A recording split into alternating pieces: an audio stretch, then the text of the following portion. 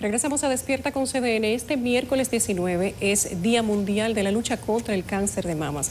Y nuestra entrevista de Medios Conjuntos hoy está inclinado hacia esa causa. Hoy recibimos a la señora Julia Guerra de Oller, que es presidenta de la Liga Dominicana contra el Cáncer, y a la doctora Rosa Aide Basayo, que es directora médica del Instituto de Oncología Heriberto Peter. Bienvenidas a ambas a esta entrevista especial. Qué bueno tenerlas. Gracias. Gracias. Precisamente sobre este día leía un informe de la Organización Mundial de la Salud. En las Américas dice que se diagnostican al año más de 450.000 casos de cáncer de mama y que las personas fallecidas andan por los 100.000, eso parece mucho. Y específicamente en América Latina y el Caribe dice que la prevalencia es mayor en las mujeres de 65 años hacia abajo. ¿Cómo andan los números de la República Dominicana? Los números, sí, los números andan parecidos. Me gusta esa estadística que usted ha mencionado, porque el cáncer de mama, y principalmente el cáncer en la mujer, cáncer de mama, cáncer, se está diagnosticando a edades más tempranas y están falleciendo nuestras mujeres jóvenes. Y eso es lo que estamos viendo, y eso es verdad. Quiero agregar que debido a las campañas que se están haciendo últimamente, nosotros nos estamos percatando, nosotros tenemos un registro de tumores, nos estamos percatando de que nos están llegando más pacientes en etapas tempranas.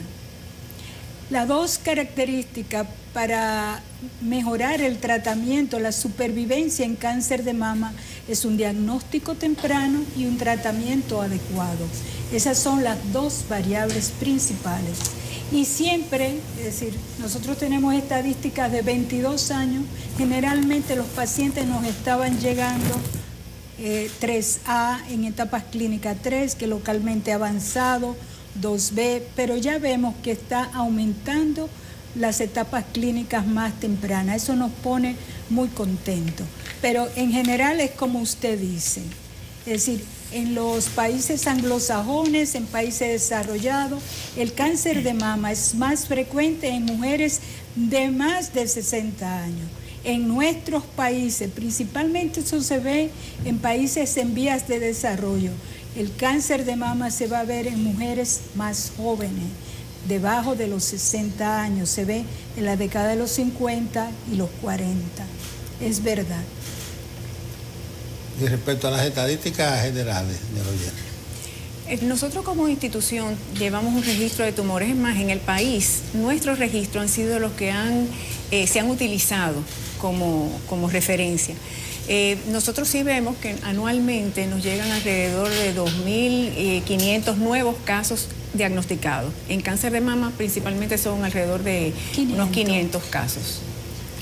¿Parece elevada la cantidad? Sí. Visto desde fuera y sin la experiencia. Sí, bueno, es que países como el nuestro, cuando uno ve y oye las estadísticas de otros lugares, es lo que siempre hemos hablado, la falta de prevención. La gente muchas veces le tiene temor a ir al médico a chequearse, no se insiste muchas veces en el autoexamen, pero quizás las mujeres se lo hacen un día y más nunca lo vuelven a hacer. O sea, hay que crear más conciencia en realidad, y ahora mismo hay muchísimas instrumentos, o sea, ya sea por mamografía, la sonomamografía, que pueden dar un diagnóstico o una alerta a tiempo.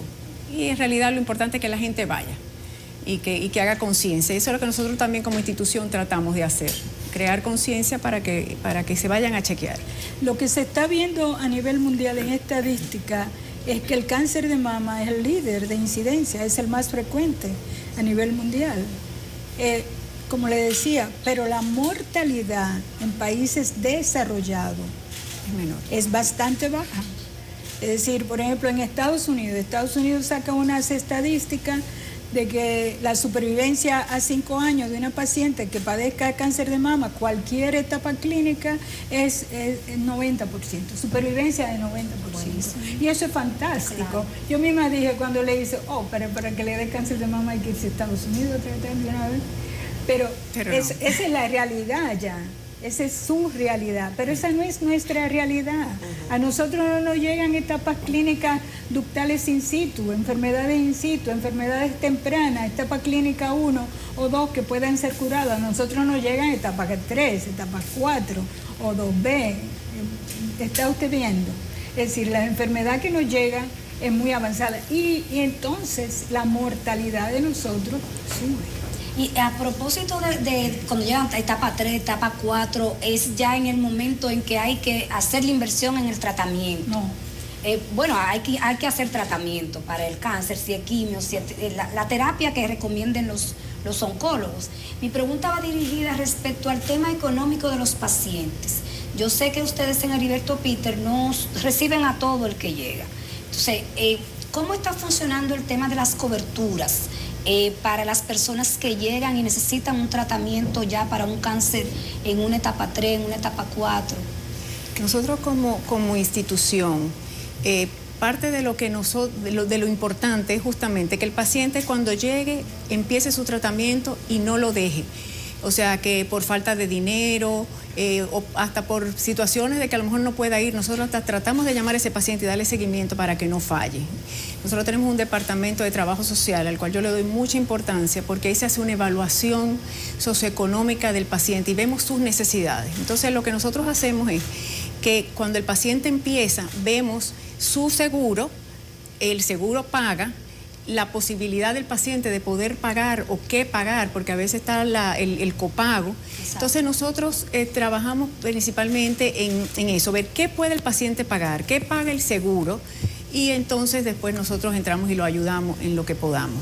¿Y las ARS cumplen? Porque, por ejemplo, hacemos las reclamaciones, pero ¿cuánto tiempo dura para pagar una ARS? Hablábamos con el doctor Racín de que ellos están en la carrera, porque SENASA es el que paga más de manera más oportuna. Y las demás ARS cumplen, porque si se nos atrasa en el pago, también va a haber un atraso en el servicio. En realidad, sí. Hay algunas que pagan mucho más rápido que otras. Tenemos los inconvenientes de las famosas glosas, que eso nos toma mucho tiempo a veces para poder recibir el pago, que es cuando el médico, revisa a ver qué sí, qué no, de acuerdo al tratamiento que se le ha dado o al procedimiento que se le ha hecho al paciente.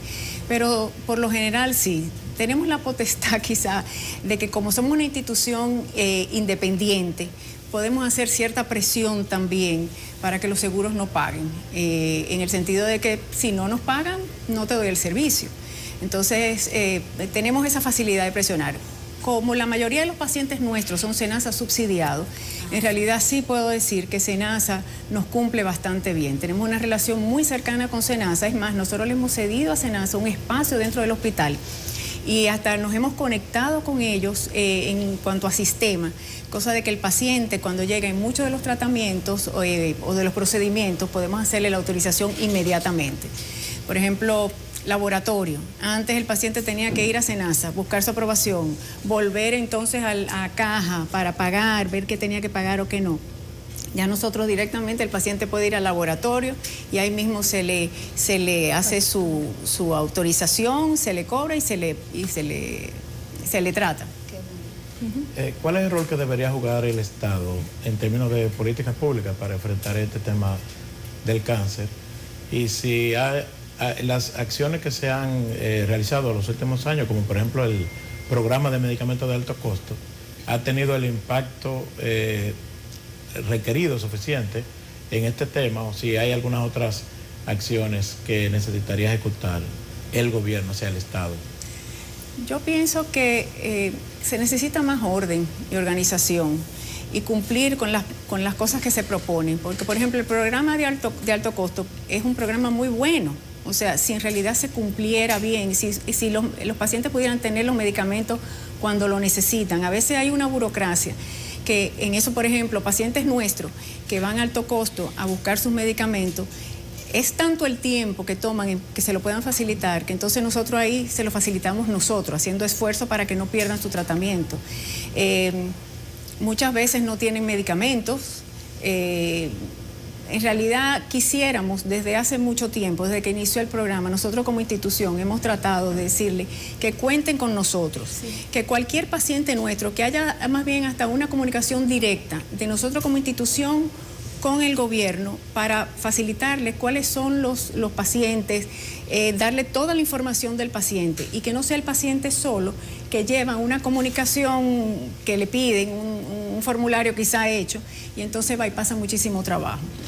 Pero la idea del programa es buena porque en realidad son medicamentos muy costosos que los seguros no lo cubren y que en realidad son necesarios para el tratamiento del cáncer, en el caso nuestro. Para los que no tengan conocimiento, ¿cómo funciona la liga? ¿Cómo se creó la liga? ¿Y cuál es la vinculación que tiene directa con el Hospital Oncológico Heriberto Piquer? ¿Por qué son en qué consiste esa dupla? Y si se puede hablar incluso de dos entes apartados o si hay que hablar de los dos en conjunto. Es una sola cosa. O sea, la Liga Dominicana contra el Cáncer acaba de cumplir 80 años y es una institución que es, por decir una palabra, es la dueña del hospital. O sea, quien tiene la personalidad jurídica es la Liga Dominicana contra el Cáncer. Entonces, su brazo operador es el instituto, el hospital. O sea, todo lo que hace la Liga, el funcionamiento de la Liga, es a través del Instituto del Oncológico. O sea, es una sola cosa. Dicen ustedes que funcionan como una organización sin fines de lucro. Somos una organización sin fines de lucro.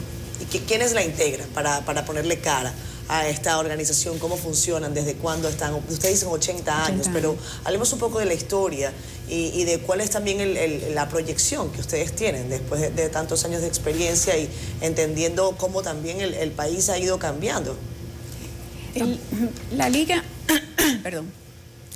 Para mí, y es lo que siempre digo, que la Liga Dominicana contra el Cáncer ha sido quien le ha dado respuesta al país durante todos estos años en todo lo relacionado al cáncer. Somos constituidos por un grupo de personas que tomamos las decisiones para poder manejar el hospital en sí. O sea, nosotros como institución, el hospital tiene dos direcciones, una dirección administrativa y una dirección médica, y ellos reportan a nosotros, los miembros de la Liga, que es donde más bien se toman las decisiones más concretas. ¿Qué le puedo decir? Si nosotros queremos hacer una remodelación o si tenemos que invertir en un equipo, esas son decisiones que llegan y se toman con los miembros de la Liga. Pero en realidad el trabajo del hospital, o sea, tantas las direcciones nos sugieren, nos hablan a nosotros de qué se necesita.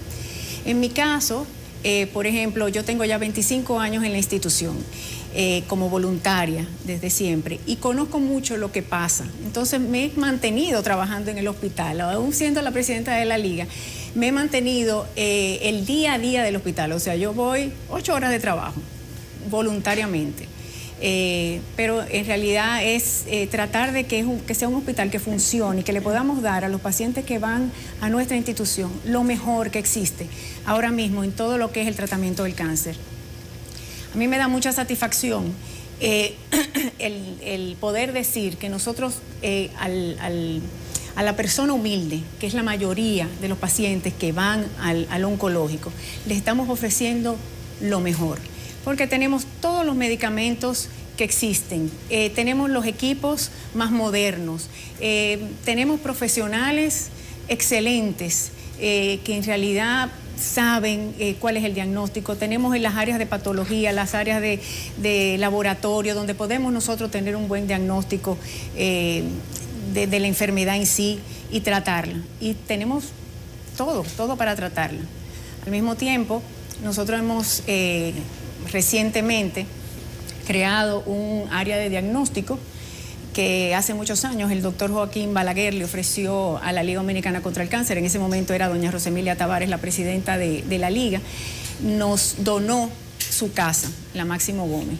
Entonces nosotros lo que hemos hecho recientemente es que se remodeló esa casa manteniendo su estructura o su esencia, pero es nuestro centro de diagnóstico. Todo ese paciente que antes iba al oncológico y se nos llenaba muchas veces, que iba a hacerse su papá Nicolau, las mujeres a hacerse su chequeo de mama, ya todos esos pacientes van a la Máximo Gómez.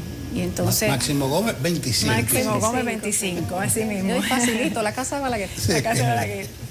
Señora Julia y Rosa, si ustedes tuvieran que describir digamos que la plataforma con la que ustedes trabajan, mancomunada con la ayuda que da el Estado o el apoyo que da el Estado, ¿dirían ustedes que es suficiente en cuanto a apoyo, educación, visibilización, medicamentos, red hospitalaria y la cobertura de seguro, o todavía estamos en déficit frente a la cantidad de personas que van a atenderse y salen positivas a cáncer? Nosotros somos independientes completamente. O sea, la ayuda que recibimos del gobierno es mensualmente, puedo decirlo, nos aumentaron. Recibíamos alrededor de 1,5 millones mensual y ahora mismo se nos aumentó a 5 millones mensuales. Es un monto muy pequeño para lo que significa la enfermedad. Nosotros tenemos a veces pacientes con medicamentos de $500,000 mensual. O sea, es mucho. Entonces, trabajamos de una forma independiente, siempre abiertos a todas las reglas y las normas de salud pública. O sea, cumpliendo con todo, pero no participamos directamente con los otros hospitales. O sea, que el sostenimiento del hospital, médicos, material gastable, honorarios, todo eso lo paga la liga. Nosotros, sí. Porque como digo, nosotros cobramos. Nosotros le cobramos a quien puede pagar. Los seguros pagan. Entonces, todo ese beneficio, como nosotros tenemos una cantidad de pacientes tan amplia y nosotros tenemos unos precios bajos dentro de todo lo que es la oncología, o sea, las consultas, los laboratorios, los mismos medicamentos los vendemos al costo, muchos de ellos, el porciento que le podemos poner de beneficio es muy mínimo, pero el volumen nos ayuda a tener un beneficio que es lo que nos permite hacer el trabajo que hacemos y ayudar a los pacientes también. No, es verdad. Es decir, la ayuda del gobierno es mínima. Es decir, no incide, no cambia nada. No. Pero cambiaría si la ayuda fuera mayor. Claro. Sí, se ayudaría mucha más gente. Oh, sí, claro. Y además porque se tiene una buena administración, que eso es difícil. Pero también es bueno a veces hacer justicia. Decía doña Julia que los pacientes subsidiados, que ahora tienen 2 millones de pesos por cobertura de medicamentos de alto costo, son pagadas por el Estado. Casi 3 millones y pico de personas que están en el régimen subsidiado, que es fondo totalmente del Estado, y que afortunadamente SENASA ha hecho un buen trabajo en ese sentido. Sí. Sí. Bueno, sobre ese comentario quiero decirle que las necesidades, nosotros hemos evaluado cuánto gasta un paciente con cáncer de mama en etapa temprana.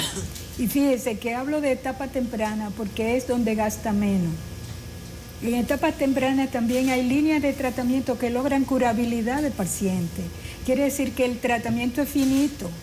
El tratamiento tiene un límite, se termina. En pacientes avanzados, etapa 4, usted tiene que seguir tratándolo hasta que haya respuesta o hasta que el paciente demuestre que no tolera el tratamiento. Eso es un barril sin fondo y son costosas. Esas son etapas avanzadas.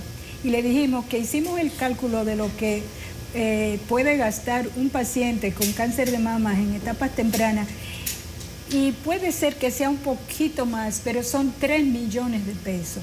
Se ve al año. Si durante su tratamiento, porque fíjese que esa que evaluamos es temprana y tiene esquemas de tratamiento que se acaban, es decir, tiene un periodo de tiempo, por ejemplo, una adyuvancia lo va a recibir en 7 meses o 8 meses, si tiene radioterapia va a pasarse un mes y una semana, 5 semanas, es decir, todo tiene un límite que no pasa en la enfermedad metastásica, en la enfermedad avanzada, porque le dije que hay que tratarla hasta que siga respondiendo o que no tolere el medicamento. Doctora, entonces lo que nos haría falta es más inversión en educación, en información, para hacer diagnósticos tempranos. Bueno, usted dijo al principio y me quedé pensando, que la inversión comenzaba en las etapas 3, ¿no es verdad? No, yo no lo sé, por eso estamos conversando con ustedes, que son los que tienen el... La inversión comienza desde antes, la inversión comienza desde la prevención. Y nosotros sabiendo eso, que preguntaba también la historia de la Liga, los objetivos de la Liga en la década de los 40, donde fue fundado, son los mismos objetivos de ahora. Ellos escribieron, nosotros lo hemos leído, ellos escribieron que su objetivo era tratar todo lo relacionado a prevención, diagnóstico, tratamiento y educación del cáncer. Quiere decir que lo que esas personas fundadoras de la Liga de esa época es la misma mística o la misma misión que presenta la Liga actualmente. Y hablando de educación, tenemos la Escuela Nacional de Oncología. En la Escuela Nacional de Oncología formamos oncólogos, pero no solamente formamos oncólogos que van a nuestro hospital, van de otros hospitales a aprender cáncer, es decir, otras residencias, van el nivel de grado de las universidades, va donde nosotros a aprender oncología. Nosotros salimos del centro y nos vamos a las comunidades, ahí damos conferencias, hacemos detección temprana. Con eso creo que estoy contestándole. Claro. ¿Desde cuándo comienza la inversión en oncología? Y en nuestro país, además de orden, se necesita mucha más inversión ordenada, organizada, bien pensada, con todos los actores, no solamente con una parte, es decir, porque el país somos todos. Claro, así es. Nosotros tenemos compromisos comerciales y les vamos a pedir un minuto para hacer una pausa y ya regresamos con ustedes nuevamente. Hoy hablamos de la Liga Dominicana contra el Cáncer. Hoy en el Día Mundial de la Lucha contra el Cáncer de Mamas hablamos con las representantes de la Liga Dominicana contra el Cáncer. Y para continuar con la entrevista, Nelson tenía una pregunta. Sí, yo quiero saber de la presencia nacional de la Liga. Estoy viendo mucha concentración aquí en la capital, incluso había un proyecto en el sur que parece que quedó tronco, pero parece que hay mucha concentración en el Gran Santo Domingo y más propiamente en el Distrito Nacional. Sí, toda la vida, en realidad, durante estos 80 años, la mayoría, quizá todos los pacientes que padecen cáncer van a nuestra institución. Han surgido otras instituciones en diferentes lugares, pero nada como lo que nosotros podemos ofrecer. Entonces, nuestro interés hace mucho ha sido poder expandir, pero por circunstancias, por falta de recursos, no, en realidad ha sido imposible. Entonces sí se nos presentó el presidente Abinader, antes de ser presidente se acercó al hospital y es una persona que nos mostró lo que aprecia el trabajo que se hace en el hospital, en el oncológico, a través de la Liga Dominicana contra el Cáncer. Y él nos expresó su deseo de que ese paciente que llegaba y que pasaba trabajo con un pasaje, que no tenía dónde quedarse y eso mismo dificultaba su tratamiento, él quería que que pudieran tener en diferentes lugares del país su tratamiento, o que hubiera un sitio donde se pueda tratar el cáncer. Y él cuenta con personas como nosotros, como instituciones como nosotros. De los primeros lugares que vimos y nosotros vimos la necesidad es el sur, y por eso se ofreció la parte de Barahona. En ese sentido, el presidente nos ofreció el Hotel Guarocuya. Se vio una facilidad por el hecho de que era algo que podíamos, a través de un acuerdo de arrendamiento, entregarnos el hotel, nosotros remodelarlo y entonces poder tener ahí un hospital o un centro de diagnóstico y quizá ir creciendo con el tiempo. Pero por circunstancias todo estaba hecho, ya en realidad los acuerdos estaban listos, nosotros hasta iniciamos la remodelación, pero por circunstancias, por intereses quizá de la parte hotelera o intereses personales o políticos de la región, eso se tuvo que echar para atrás. ¿Pero qué se interpuso? Pues porque eso... Yo diría que bulla. Una causa tan noble como esa de tener un oncológico en Barahona que pueda cubrir esa parte del sur, ¿quién podrá oponerse a eso? Y mire que en realidad se habló mucho de que es un hotel y que quizá la parte turística debería de desarrollarse más ahí y no que fuera un hospital, con relación específicamente a ese hotel. Y yo diría, bueno, tienes razón, pudiera ser, pero es un hotel que ni siquiera tiene playa. Pero en realidad por circunstancias no se pudo hacer, pero definitivamente es necesario.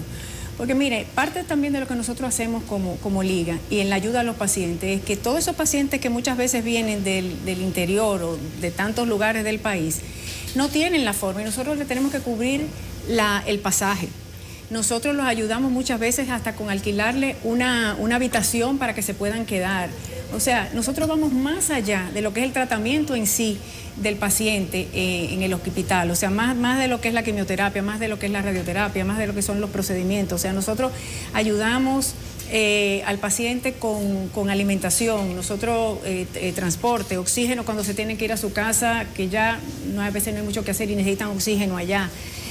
Nosotros le alquilamos casa a pacientes que están en circunstancias. Por ejemplo, tenemos una niña con xeroderma pigmentosa, que es una enfermedad que para mí es horrible.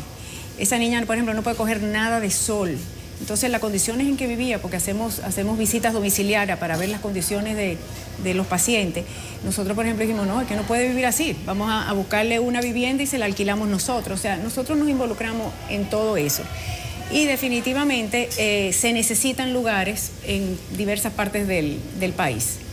El interés está de parte del gobierno, veremos cómo se puede ir haciendo eso en realidad. ¿Y no se identificaron terrenos en el este o en otras provincias? Se nos ofreció también en un inicio el área de la parada de guagua que queda por donde están los Tres Ojos. Santo Domingo Este. La parada de la discordia. Eso se nos ofreció también, lo fuimos a ver, pero también fueron de las cosas que se tumbaron. Se nos ofreció también un hotel en el Ceibo, pero también que está también arrendado para hacer lo mismo que hicimos con el Guarocuya, pero tampoco se ha podido determinar. O sea, la intención, y es lo que quisiera como expresar, la intención del presidente está en apoyar y en ayudar a que la gente no pase trabajo cuando tiene una enfermedad como el cáncer, y él se nos acercó para que lo ayudáramos. La pena es que por circunstancias no se ha podido como concretizar nada ya. Pero a propósito de eso, de la posibilidad de extensión, hay un oncológico, hay otro oncológico. Recuerdo que cuando surgió fue motivo de controversia. E incluso, ya después de estar operando, hubo alguna propuesta de que se fundiera, de que se unificara con el otro oncológico. En la práctica, ¿cómo ha resultado? ¿Se han complementado? ¿Cuál ha sido el impacto de este nuevo oncológico? La historia, ese hospital se creó para la Liga Dominicana contra el Cáncer. Mientras estuvo en construcción, hasta que se terminó, había un letrero enorme donde decía, aquí se construyen las nuevas instalaciones del Instituto de Oncología Dr. Heriberto Peter. Por lo mismo, por circunstancias, por intereses, se nos quitó ese hospital. Eso fue ya a final del gobierno de Leonel Fernández. Tratamos de conseguirlo porque nosotros como hospital no cabemos, o sea, por eso ahora mismo nos hemos involucrado en remodelar y en tratar de crecer, porque no tenemos camas para los pacientes, porque o sea, va tanta gente. Entonces, fueron también de las cosas que el presidente Abinader nos quiso entregar. Él quiso recuperar, que la Liga Americana contra el Cáncer recuperara ese hospital, el INCAR. Se habló de hacer alianzas público-privadas, se hicieron las diligencias, pero al final tampoco se pudo. Entonces, ese hospital le pertenece a Salud Pública, al Servicio Nacional de Salud. Nosotros somos independientes. Pensamos que en un inicio quizás nosotros íbamos a tener menos pacientes de lo que teníamos por la circunstancia de tener un hospital mucho más moderno, mucho mejor en ese momento físicamente que el nuestro, pero no. Los pacientes siguen yendo donde nosotros, los pacientes siguen buscando la ayuda y los servicios donde nosotros. Ahora mismo el INCAR, quien lo dirige, es una persona que fue director médica del oncológico, alguien que en realidad considero un excelente médico, es alguien que aprecio, y se está haciendo un esfuerzo, pero todavía nosotros recibimos muchos pacientes de allá que van en busca de ayuda a nuestro hospital, o van a comprar los medicamentos a donde nosotros porque no lo encuentran allá, o en realidad hay equipos que están dañados allá y van a hacerse los tratamientos o el ¿cómo se llama? Ya sea el diagnóstico a nuestra institución, pero sí somos independientes. Uno pertenece al Servicio Nacional de Salud y nosotros, como le he dicho, somos independientes, una asociación sin fines de lucro. ¿Los medicamentos de alto costo se distribuyen a través del INCAR? Sí. Es bueno que Nosotros volvamos hemos al tema de la lucha solicitado contra el cáncer, además de lo que tiene que ver con la parte institucional y la labor que ustedes realizan pues desde hace 80 años, para que tratemos de desmitificar algunas cosas que pasan con el cáncer de mama. Específicamente a la doctora me gustaría preguntarle si con el tiempo se han ido cayendo algunos mitos o si se han construido otros sobre el tema de la batalla, la batalla contra el cáncer de mama. Por ejemplo, el tema de qué tan hereditario es el cáncer de mama, factores como, por ejemplo, el humo del tabaco, si eso se ha ido sosteniendo en el tiempo, si las cifras han cambiado, la buena alimentación, el sedentarismo. ¿Cuáles son los factores que están incidiendo en mayor o menor medida en que sigamos teniendo números alarmantes con el cáncer de mama, pese a todo el avance tecnológico que hemos alcanzado? Bueno, voy a comenzar con algo que se va a ver muy general, pero eso lo dicen los libros. El mayor riesgo para padecer cáncer de mama es ser mujer y vivir en el mundo occidental. Entonces, todos estamos expuestos a desarrollar cáncer de mama. Ahora, ¿cuáles son los factores de riesgo? Usted mencionaba si el cáncer se hereda. Bueno, hay síndromes hereditarios de cáncer, del que estamos hablando, cáncer de mama. La frecuencia es baja, es un 5% a un 7%. Esos son síndromes hereditarios de cáncer. Ahí se determinan mutaciones. El más conocido son los BRCA. Entonces, ese es un riesgo. Si usted tiene una mutación, el desarrollo de cáncer lo va a desarrollar a más temprana edad y es más frecuente que lo desarrolle. Además, va a tener el problema que puede transmitirlo porque es un síndrome hereditario. Pero el cáncer de mama es al azar, es somático, el más frecuente. Ese cáncer de mama que afecta a toda esa paciente que estamos viendo es al azar. Otros factores de riesgo, antes de salir de los síndromes hereditarios, está el familiar. Algunas veces hay pacientes que tienen historia de cáncer familiar y no se detecta la mutación y uno lo toma en cuenta porque ellos van a desarrollar cáncer de mama con más frecuencia. La pregunta sería, ¿pero por qué la desarrollan? Algunas veces son mutaciones o cambios genéticos que todavía no se han determinado, pero tenemos la historia familiar. Eso cuando uno está haciendo la historia, antes de hacer el examen físico, lo busca. Otros factores de riesgo, por ejemplo, la lactancia. La lactancia protege en contra del cáncer de mama, por eso es uno de los factores que se incentiva más en la campaña. Dele el seno a su hijo, además porque tienen mucho más beneficio lactar el niño. Por ejemplo, una paciente que haya tenido biopsias o diagnósticos previos que no son malignos de la mama, tiende a tener un mayor riesgo de desarrollar cáncer de mama. Otros factores son el inicio de la menarquia, inicio de la menstruación, y lo que estáis diciendo es inicio de la menarquia y la fecha de la menopausia, última fecha de la menstruación. Lo que está diciendo es el periodo de tiempo que está expuesto a estrógeno, porque el tumor de mama es un tumor hormonodependiente y su crecimiento depende de estrógeno. Otros factores de riesgo, además de eso, por ejemplo, la terapia de reemplazo hormonal en pacientes menopáusicos.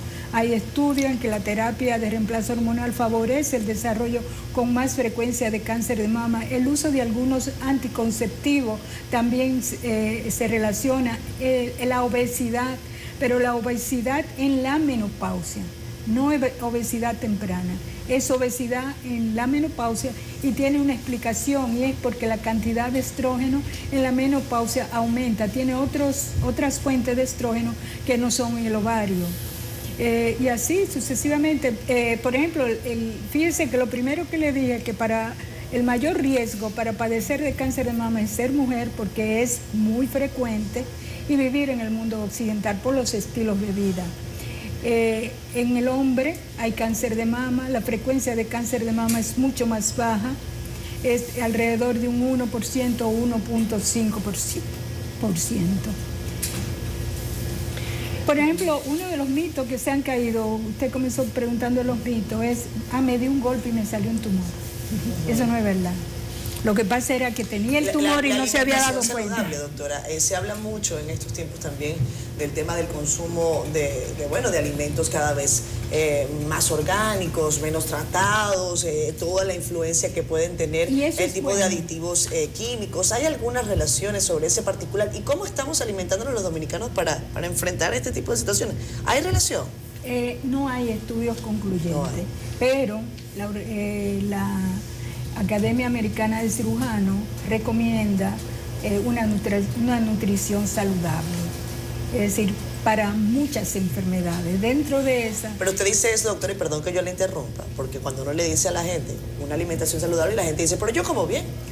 Ajá, ¿y qué come usted?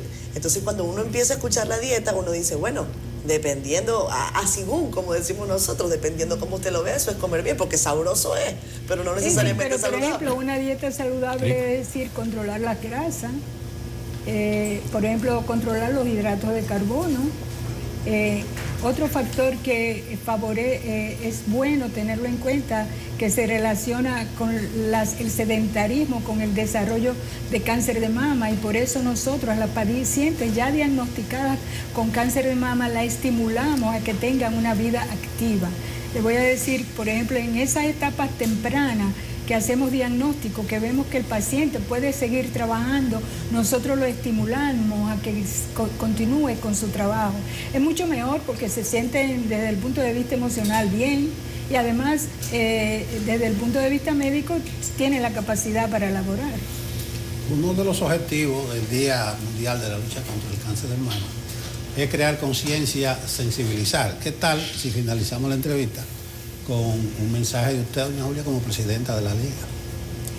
Yo creo que lo importante es que no se tenga temor al chequeo, o sea, que hay mucha información ahora con relación a lo que es la enfermedad, a lo que es el cáncer, y hay muchas formas de de darse cuenta a tiempo si uno está en riesgo o si ya tiene la enfermedad. Y todo a tiempo tiene solución, como lo hemos visto en el hospital. Los pacientes que nos llegan ya con un diagnóstico temprano, en realidad lo superan de una forma increíble. Entonces, que la gente se entusiasme o que se anime a de verdad hacerse su chequeo. Las mujeres, no importa la edad, que vayan y se hagan su chequeo y que